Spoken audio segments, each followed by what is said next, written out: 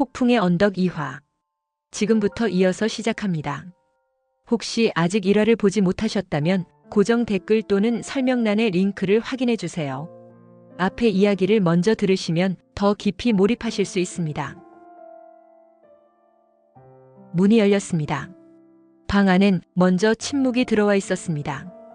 히스클리프가 조용히 들어섰을 때 캐서린은 창가에 앉아 있었습니다.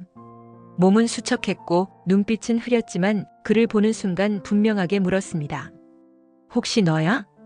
히스클리프는 천천히 다가가 그녀 앞에 섰습니다. 나야. 그 말에 캐서린의 입술이 떨렸습니다. 히스클리프는 그녀의 손을 잡았습니다. 손끝은 얼음처럼 식어 있었지만 그는 놓지 않았습니다. 넌 나한테 아무 말도 안 하고 떠나버렸어. 너는 나를 그냥 놓은 거야. 그 말에 히스클리프의 얼굴이 일그러졌습니다. 나는 너를 놓은 적도 없고 보낸 적도 없어. 캐서린의 눈에 천천히 눈물이 맺혔고 히스클리프는 그녀의 이마에 자신의 이마를 댔습니다. 말없이 숨소리만 겹쳐졌습니다. 네가 없던 시간 나는 살아있는 게 아니었어. 그들 사이엔 이미 되돌릴 수 없는 시간이 많이 흘러 있었지만 그 순간만큼은 모든 시간이 멈춰 있는 듯 했습니다. 캐서린이 속삭였습니다. 나는 널 미워했어. 그리고 사랑했어. 그녀는 눈을 감았습니다. 죽으면 절대 너를 용서하지 않을 거야. 그 말에 히스클리프가 응답했습니다. 알겠어. 하지만 그 말이 끝나기 전에 그녀의 숨은 점점 희미해졌습니다. 히스클리프는 그녀의 뺨을 감싸 안고 소리 없이 그 자리에 오래도록 앉아 있었습니다. 문 밖엔 넬리가 서 있었고 멀리선 에드거가 다가오는 발소리가 들렸습니다. 세 사람은 각자의 방식으로 그 방의 공기를 견디고 있었습니다. 그 방은 사랑도 미움도 끝까지 남는 공간이었습니다. 그리고 그곳에서 캐서린의 시간은 조용히 마지막 숨을 향해 흘러가고 있었습니다. 그날 아침 트러시크로스 그레인지의 창문은 열려 있었습니다. 찬바람이 방 안을 지나고 있었고 침대 위엔 눈을 감은 캐서린이 누워 있었습니다. 히스클리프는 그 곁에 앉아 있었습니다. 그녀의 손은 차갑게 식어 있었고 입술은 움직이지 않았습니다. 그는 조용히 그녀의 얼굴을 쓰다듬었습니다. 눈을 떠봐. 작게 속삭였지만 아무런 반응도 없었습니다. 캐서린, 내가 왔잖아. 얼른 눈을 떠보라고. 그는 그녀의 눈꺼풀을 가볍게 눌렀습니다. 그 순간 손바닥 위로 무게감이 사라지는 듯한 느낌이 스며들었습니다. 이게 너와 나의 끝이야? 히스클리프는 말없이 일어났습니다. 그리고 갑자기 벽을 주먹으로 내리쳤습니다. 한 번, 두 번. 피가 손등을 타고 흘렀지만 그는 아파하지 않았습니다. 넬리가 달려왔고 에드거는 그를 붙잡으며 외쳤습니다. 그만하세요. 이건 당신 때문입니다. 히스클리프는 방을 나섰습니다. 피 묻은 손을 쥔 채 그는 홀로 저택을 빠져나갔습니다. 그날 저녁 히스클리프는 묘지에 섰습니다. 아직 땅에 묻히지 않은 관 옆에 그는 무릎을 꿇었습니다. 왜 날 두고 갔어? 왜 나만 여기에 남아야 해? 그는 땅을 두드렸고 눈을 감았습니다. 그 눈빛엔 슬픔도 있었지만 더 깊은 건 분노였습니다. 죽어서도 널 뺏기진 않아. 널 증오해. 그만큼 사랑했으니까. 그날 밤 히스클리프는 묘지를 떠난 뒤 저택 주변을 한참 동안 서성였습니다. 그의 시선은 창문 너머의 한 사람을 향해 있었습니다. 에드거의 여동생 이사벨라. 그녀는 히스클리프를 두려워하면서도 오래전부터 마음에 품고 있었습니다. 히스클리프는 그녀가 자주 자신을 바라보던 시선을 기억하고 있었습니다. 그는 그 시선을 떠올리며 천천히 그녀에게 다가갔습니다. 이사벨라는 당황했지만 그의 눈빛이 자신을 향한 감정이라고 믿고 싶었습니다. 하지만 그는 아무 말도 하지 않았습니다. 진심인지 복수인지 그는 끝내 말하지 않았습니다. 다만 그녀의 손을 천천히 잡으며 말했습니다. 이제부터는 내 방식으로 살아보려고 해요. 그것은 사랑의 시작이 아니라 복수의 서막이었습니다. 이사벨라는 사랑이라고 믿었습니다. 히스클리프가 자신에게만 다정한 눈빛을 건넸다고 믿었고 그 침묵을 마음의 표현이라 생각했습니다. 우린 떠날 거예요. 이 집을 나와서. 하지만 그녀는 어디로도 떠나지 못했습니다. 결혼 후 그들은 다시 워더링 하이츠로 돌아왔고 그곳에서 이사벨라는 서서히 닫혀가는 문들 사이에 갇혔습니다. 히스클리프는 이전보다 더 말이 없었고 그녀가 웃을 땐 외면했으며 울면 조용히 방을 나갔습니다. 흔들리는 술에 취해 욕을 퍼부었고 그의 어린 아들 헤어턴은 말없이 하녀처럼 집안일을 거들었습니다. 집 안 어딜 봐도 이사벨라의 자리는 없었습니다. 그녀는 넬리에게 조용히 편지를 썼습니다. 종이엔 자국이 깊었고 글씨는 번져 있었습니다. 그 사람은 나를 사랑하지 않아요. 그는 다른 누군가와 싸우고 있어요. 그리고 나는 그 싸움 안에 갇혀 있죠. 넬리는 그 편지를 읽고도 에드거에겐 보여주지 않았습니다. 히스클리프와 에드거는 한 집에 살던 시절도 있었지만 이제 두 사람 사이엔 되돌릴 수 없는 거리가 놓여 있었습니다. 어느 날 밤 이사벨라는 말없이 짐을 챙겼습니다. 서랍을 닫는 손끝도 조심스러웠고 문을 열 때는 삐걱이는 소리가 나지 않도록 숨을 멈췄습니다.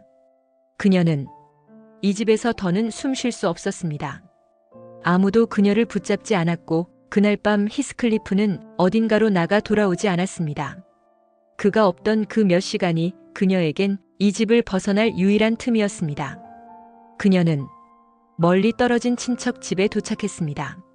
며칠 후 그곳에서 아이를 낳았습니다. 히스클리프의 아이였습니다. 하지만 그는 그 사실을 알지도 알려고 하지도 않았습니다. 그는 여전히 워더링 하이츠에 머물며 복수의 다음 수를 생각하고 있었습니다. 시간이 흘렀습니다. 이사벨라는 말없이 세상을 떠났습니다. 그녀는 끝내 히스클리프의 곁이 아닌 다른 집에서 혼자 생의 끝을 맞았습니다. 그녀의 아들 린턴. 그는 어릴 적부터 병약했고 기침 소리로 잠을 깨는 날이 많았습니다. 어머니의 죽음 뒤 린턴은 외삼촌 에드거의 손에 자랐습니다. 하지만 오래가지 못했습니다. 편지 한 장이 워더링 하이츠로 보내졌습니다. 당신 아들입니다. 이제 책임을 지셔야죠. 며칠 뒤 린턴은 워더링 하이츠로 옮겨졌습니다. 말없이 마차에서 내렸고 그를 맞이한 사람도 그가 갈 방도 차가운 공기 속에 묻혀 있었습니다. 히스클리프는 그 아이를 보며 딱 한마디를 내뱉었습니다. 약하군. 하지만 쓸모는 있겠어. 그건 아버지로서의 말이 아니었습니다. 계산이었고 계획이었습니다. 그 무렵 힌들리도 세상을 떠났습니다. 그의 아들 헤어턴은 이미 그 집에 머물고 있었습니다. 어머니 없이 자라 아버지를 잃고 이제는 히스클리프 아래에서 살아가는 아이. 책은 읽지 못했고 말투는 거칠었으며 하인들과 뒤섞여 자랐습니다. 히스클리프는 그를 가르치지 않았고 더 배워선 안 된다고 여겼습니다. 모르면 그만큼 조종하기 쉽지. 그렇게 워더링 하이츠엔 두 아이가 있었습니다. 하나는 너무 약했고 하나는 너무 무지했습니다. 그들의 삶은 누군가의 손 안에 단단하게 쥐어져 있었습니다. 그리고 멀지 않은 곳에서 또 하나의 아이가 조용히 자라고 있었습니다. 캐서린이라는 이름을 가진 또 다른 캐서린이. 캐시, 캐서린의 딸. 그녀는 어머니를 닮았지만 눈빛은 조금 더 부드럽고 말투는 덜 거칠었습니다. 에드거는 세상의 상처로부터 딸을 지키고 싶었습니다. 그래서 트러시크로스 저택 담장 너머로 그녀의 발길이 닿지 않도록 애썼습니다. 넬리는 그 모습을 지켜보며 말없이 걱정했습니다. 저 아이가 밖을 나서게 될 날엔 세상이 더 놀랄지도 몰라요. 그리고 그날이 왔습니다. 16번째 생일 무렵 캐시는 혼자 말을 타고 저택을 빠져나왔습니다. 햇살 좋은 들판, 낯선 오솔길, 닫힌 울타리 하나. 그 울타리 너머로 한 소년이 혼자 앉아 있었습니다. 앳되고 병약해 보이는 소년. 린턴은 책을 품에 안고 앉아 있었습니다. 안녕. 여긴 누구 땅이야? 린턴은 놀란 듯 고개를 들고 작게 대답했습니다. 여기 우리 집이야. 그 말에 캐시는 웃었습니다. 우리? 혹시 너 말고 누가 더 있어? 린턴은 무안해하며 시선을 피했습니다. 잠시 후 마당을 정리하던 다른 한 아이가 다가왔습니다. 헤어턴, 흙 묻은 셔츠, 손엔 낡은 삽. 그는 말 위에 캐시를 바라봤고 한참 동안 눈을 떼지 않았습니다. 당신은 누구죠? 캐시가 물었고 헤어턴은 대답하지 않았습니다. 린턴이 얼른 말했습니다. 사촌형이야. 같이 살고 있어. 그날 캐시는 아무 일 없다는 듯 돌아왔습니다. 하지만 넬리는 눈치챘습니다. 그 아이의 얼굴에 처음 보는 표정이 스쳐간 걸. 에드거는 물었습니다. 어디 다녀왔니? 캐시는 웃으며 말했습니다. 그냥 좀 멀리요. 넬리는 말없이 고개를 돌렸습니다. 그 표정을 이미 어디서 본 적이 있었습니다. 워더링 하이츠라는 이름이 다시 그들의 인생 안으로 스며들기 시작했다는 것을. 워더링 하이츠. 그곳에서 히스클리프는 다시 움직이기 시작했습니다. 그는 린턴의 약함을 이용해 캐시를 끌어들일 생각이었습니다. 트러쉬크로스의 마지막 숨결까지 자신의 손에 넣기 위해 린턴을 앉혀 편지를 쓰게 했습니다. 그날 배웠던 그 아가씨께 잊히지 않아요. 다시 만나고 싶어요. 린턴은 조심스레 문장을 적었고 히스클리프는 그 글을 고쳐 더 부드럽고 감성적인 문장으로 다듬었습니다. 편지는 트러쉬크로스 저택으로 보내졌습니다. 캐시는 편지를 받아들고 눈을 동그랗게 떴습니다. 이걸 나한테? 넬리는 경계했습니다. 그 집과 엮이지 마세요. 절대 좋은 일이 없어요. 하지만 그 경고는 소용이 없었습니다. 에드거가 병상에 누운 사이 캐시는 몰래 답장을 써내려갔습니다. 그날은 짧았지만 생각이 남아요. 당신도 그런가요? 편지는 오갔고 소녀의 마음엔 작은 파문이 번지기 시작했습니다. 히스클리프는 다음 수를 준비했습니다. 이젠 초대해야지 정식으로. 린턴은 망설였지만 그의 눈을 피하지 못했습니다. 다음 주 해질 무렵 언덕 아래서 만나요. 그리고 약속된 날. 캐시는 말도 없이 저택을 빠져나갔습니다. 초여름 저녁 붉은 하늘 아래 워더링 하이츠가 가까워졌을 무렵 린턴이 그 자리에 서 있었습니다. 기침을 하며 숨을 고르고 있었지만 캐시를 보자 작게 웃었습니다. 그 미소는 짧고 약했지만 그 순간만큼은 진심이었습니다. 멀리서 히스클리프는 그 모습을 지켜보고 있었습니다. 입술을 굳게 다문 채 눈을 좁히며 작게 속삭였습니다. 이제 시작이다. 워더링 하이츠의 문은 굳게 닫혀 있었습니다. 캐시는 돌아갈 수 없었습니다. 히스클리프는 에드거가 병상에 누운 틈을 타 그녀를 가뒀습니다. 돌려보내주세요. 캐시는 애원했지만 그는 냉정하게 말했습니다. 지금 돌아가면 아버지 얼굴은 다시 못 보게 될 거다. 그 말은 경고였고 협박이었습니다. 린턴의 기침은 점점 깊어졌습니다. 그는 숨을 몰아쉬며 고개를 제대로 들지도 못했습니다. 하지만 히스클리프는 그를 쉬게 하지 않았습니다. 결혼만 하면 돼. 그 다음은 상관없어. 캐시는 담담했습니다. 식탁에 앉아 아무것도 입에 대지 않았고 누구와도 눈을 마주치지 않았습니다. 결혼식은 저택 안 작은 방에서 서둘러 치러졌습니다. 하객도 없었고 축복도 들리지 않았습니다. 목사는 눈을 피했고 린턴은 기침이 더더욱 심해졌습니다. 캐시는 아무 말 없이 고개만 끄덕였습니다. 결혼 다음 날 히스클리프는 문을 열어줬습니다. 이젠 가도 좋다. 캐시는 말을 달려 황급히 트러쉬크로스로 돌아왔습니다. 그곳엔 아버지가 숨을 가쁘게 몰아쉬고 있었습니다. 그녀는 그의 손을 잡았습니다. 에드거는 희미한 미소를 지으며 말했습니다. 늦었지만 돌아와줘서 고맙다. 그 말과 함께 그의 손끝의 힘이 천천히 희미해졌습니다. 에드거는 더는 숨을 쉬지 않았습니다. 며칠 뒤 린턴도 세상을 떠났습니다.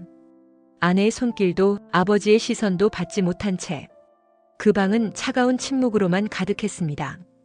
히스클리프는 관 옆에 서서 입을 굳게 다문 채 한참을 서 있었습니다. 그는 관을 내려다보다 작게 중얼거렸습니다. 이젠 캐시 하나 남았군. 모든 건 그가 계획한 대로 이루어졌지만 그의 표정엔 쓸쓸함만 남았습니다. 트러시크로스를 떠난 캐시는 워더링 하이츠로 돌아왔습니다. 린턴은 죽었고 히스클리프는 더는 그녀를 돌보지 않았습니다. 집안은 숨소리마저 묻힐 듯 조용했습니다. 캐시는 말이 없었고 헤어턴 역시 그녀를 외면했습니다. 그녀는 그를 하인처럼 대했고 그는 말없이 거리를 뒀습니다. 하지만 어느 날 캐시는 우연히 헤어턴이 책을 들여다보는 걸 보았습니다. 그는 손가락으로 글자를 하나씩 짚으며 작게 중얼거렸습니다. 이 단어는 이건 뭐지? 캐시는 웃음이 나올 뻔했지만 그 대신 방으로 들어와 그의 맞은편에 앉았습니다. 그건 그렇게 읽는 게 아니에요. 헤어턴은 놀라 책을 닫았습니다. 비웃으려고? 아니요, 도와주려는 거예요. 그 말에 그는 한참을 말없이 있다가 조심스럽게 책을 다시 펼쳐 그녀 쪽으로 내밀었습니다. 그날 밤 둘은 처음으로 같은 책을 마주했습니다. 하나는 글자를 더듬어 읽었고 다른 하나는 옆에서 기다려 주었습니다.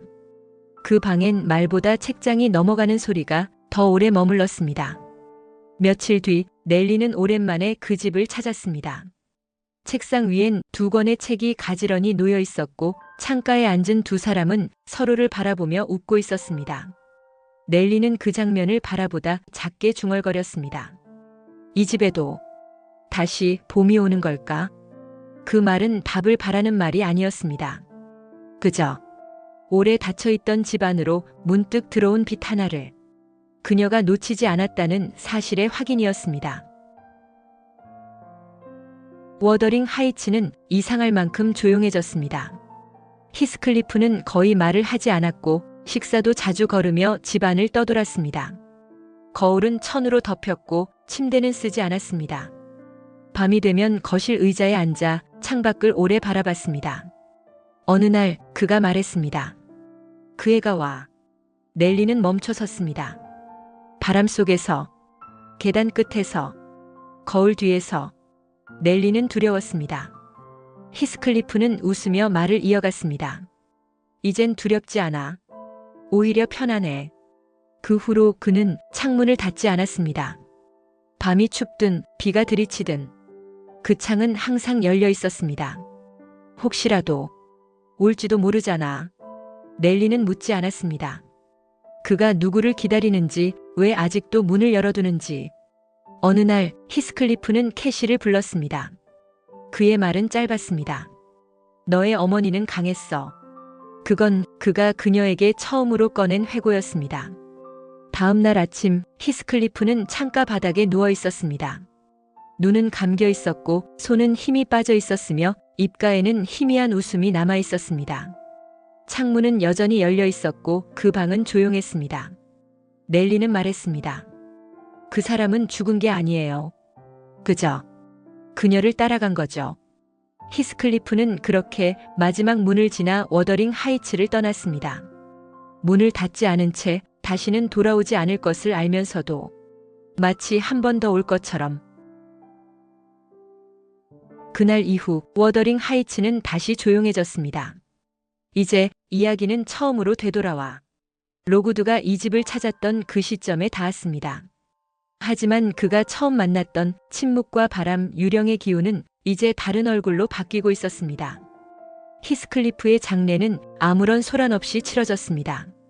비석은 캐서린 곁에 놓였고 두 이름 사이엔 작은 틈 하나만이 남겨졌습니다. 넬리는 말했습니다. 함께 묻히길 원했어요. 죽어서라도 곁에 있으려 했겠죠. 캐시는 무덤 앞에서 오래 서 있었습니다. 바람이 불었고 잔디는 조용히 흔들렸습니다. 그녀는 고개를 숙이고 작게 중얼거렸습니다. 이제 정말 끝났어요. 그날부터 워더링 하이츠는 천천히 정리되기 시작했습니다. 낡은 커튼은 걷혔고 창문은 닫혔으며 벽난로엔 다시 불이 피워졌습니다. 헤어턴은 오래된 책장을 내려내고 그 자리에 새 책을 꽂았습니다. 캐시는 화분을 들여왔고 부엌에는 따뜻한 빵 냄새가 감돌았습니다. 넬리는 짐을 챙겨들고 그 집을 나서며 말했습니다. 이젠 이 집도 제자리를 찾은 것 같네요. 그녀는 마지막으로 문이 닫히는 걸 지켜봤습니다. 문은 대답 없는 평화 속에서 천천히 닫혔습니다. 어느 날 저녁 캐시와 헤어턴은 집 앞에 나란히 앉아 있었습니다. 노을은 들판을 물들였고 그들 앞에 들꽃이 하나둘 피어나고 있었습니다. 둘은 말이 없었습니다. 하지만 말이 없어도 같은 방향을 보고 있었습니다. 트러시크로스로 향하는 길엔 햇살이 길게 내려앉았고 그 길 끝엔 이제 누구의 무덤도 보이지 않았습니다.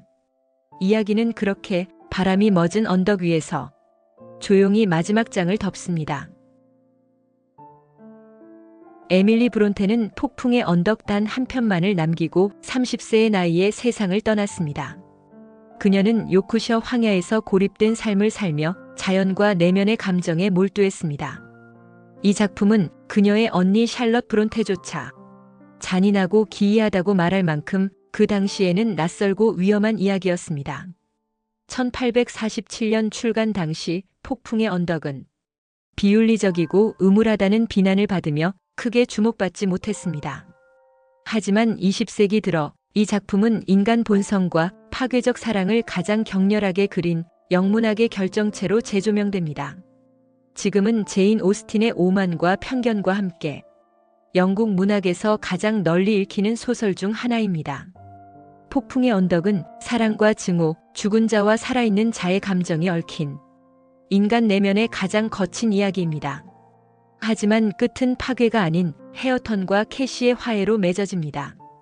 이 작품은 사랑이 지나간 자리에 무엇이 남는지를 묻고 있습니다. 어디 가서 이렇게 말해보세요. 폭풍의 언덕은 사랑과 증오가 죽음까지 따라간다는 사실을, 그리고 그 대물림조차 꺾일 수 있다는 걸 보여주는 유일한 고딕 소설이에요. 이 한마디면 이미 책으로 잘난 척 성공입니다. 재미있으셨다면 구독과 좋아요도 부탁드릴게요. 감사합니다.